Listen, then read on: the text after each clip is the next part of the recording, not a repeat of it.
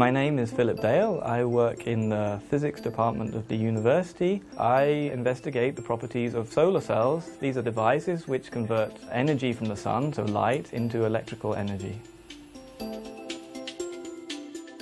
We start from just a normal sheet of glass, just like the glass in your window. And then, first of all, we apply a metal layer. This is done in a vacuum machine.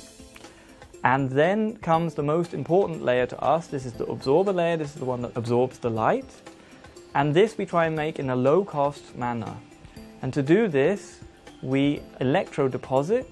This means we have ions in solution and we attract them to the surface where they stick. And the semiconductor that we are particularly interested in has 4 elements: copper, tin, zinc and sulfur. And what we do is we put first a layer of copper, then a layer of tin and then a layer of zinc in a sequential process. When we have this stack of metal layers, we then place it inside our oven in the presence of sulfur, and then we thermally treat for 5 to 10 minutes. And then we let the semiconductor layer, will now just cool down to room temperature. We can take it out of the oven and continue adding the other layers. So you can think about this as a very compressed sandwich, if you will. In fact, you can think of the width of a hair of your head, and it's 50 times less than this. This is actually how high the device structure is, and it consists of 7 layers, and we have conducting metal layers on the top and bottom, and in the middle we have semiconductor layers.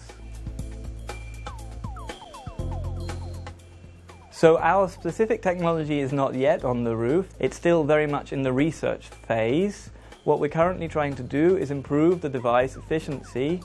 Currently the world record with our technology is at 11%, but we need to get to 15 or 20% before it becomes commercially viable. Why are we pursuing this technology? It's because the materials we use, they are earth abundant. This means we can find them everywhere on the planet, and therefore we can deploy this technology on a very large scale, so we can think about replacing power stations. With other technologies, we use rarer elements that are not commonly found, and therefore we cannot imagine to deploy them across the whole planet as we need to.